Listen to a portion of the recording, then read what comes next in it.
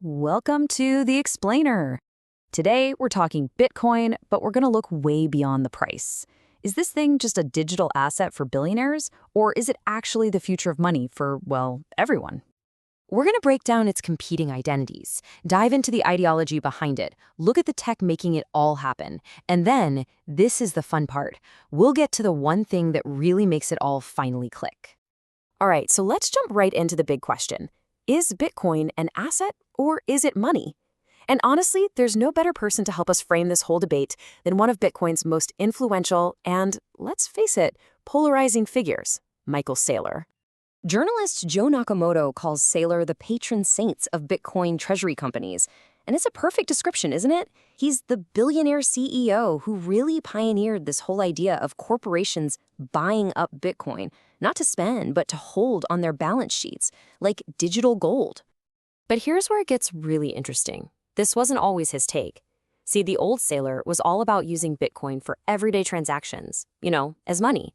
The new Saylor? He's all in on the number go up philosophy, even telling people they should borrow money to buy more.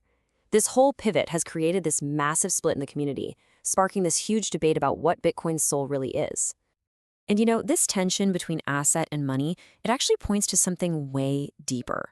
What if Bitcoin isn't just a technology? What if it's not just a financial tool? For a whole lot of people, it's becoming something much, much more. That's Nakamoto again, talking about his own aha moment. He says that for the longest time, he just saw Bitcoin as some really elegant, useful code. But then he started traveling the world, meeting the people who are actually using it, and his entire perspective just flipped. He realized, oh wow, this is a complete worldview. So, what does this ideology actually look like? Well, it's this shared mindset that goes way beyond just money. It can shape everything from how people think about their health and their relationships to their entire lifestyle. And it's all built on this foundation of sound money and a really optimistic view of the future. It's like a whole framework for how to live. But okay, let's be honest. The word ideology comes with some heavy baggage. As Nakamoto points out, when you think about the new ideologies that have swept across the world in the past, well, their history is often written in conflict and force. But this is where the Bitcoin ideology really tries to be different. Its absolute core principle is that it's voluntary. The goal isn't to violently overthrow the old system, it's to build a better parallel system that people choose to join. It's all about a peaceful revolution, just by opting in. So, how does this whole peaceful, voluntary idea actually show up in the real world? Well, it happens through technology that's designed for everyday folks. Let's take a look at the Lightning Network. That's the tech that makes Bitcoin payments super fast and cheap, and two stories about it that could not be more different. And these two examples just perfectly capture the difference between authentic, grassroots adoption and a forced, top-down marketing stunt. On one side, you've got a community in South Africa using Bitcoin because they need to. On the other, a flashy conference in Las Vegas just trying to manufacture a moment. Down in this coastal community called Bitcoin Vitsand, adoption is real because it's solving a real-world problem.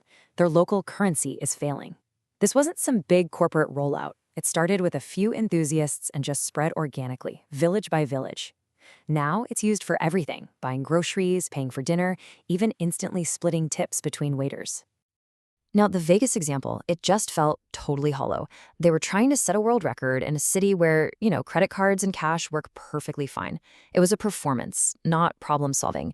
And the ultimate irony, the very first payment in their big demonstration, it failed, live on stage. Okay, so for any of this real-world adoption to actually work, the user experience has to be good. I mean, that's just a given. And the evolution of Lightning wallets over just the past few years tells this incredible story of progress.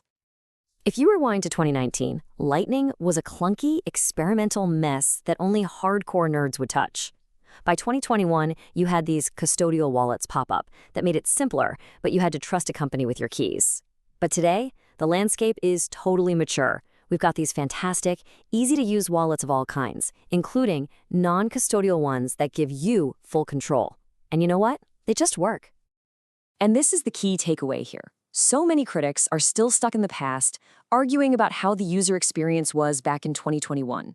But the technology hasn't been standing still. It has been quietly and rapidly getting better. The old story that Lightning has failed is just, well, it's out of date. So, if the tech now works seamlessly, what's the final barrier?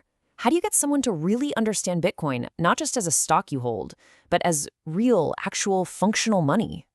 Here is the last piece of the puzzle, and it's not about technology at all. It's psychological. The real mental shift happens when you stop thinking about Bitcoin as something you buy on an exchange and start thinking of it as something you earn for your work. This is the three-step process that creates that light bulb moment. You earn it, you spend it, and then suddenly it all just clicks. That abstract number on a screen becomes tangible value that you created, and then you exchanged it for something real in the world. That is when you truly get it. And this brings us to one final thought for the future. As more people start earning and spending, they're going to end up with what's called Bitcoin dust, these tiny scattered amounts of Bitcoin in dozens of different apps and wallets. So the next great innovation might not be a new protocol, but a user experience so simple it could just consolidate all that digital cash with a single tap. So I'll leave you with this. What do you think the next big light bulb moment for Bitcoin will be?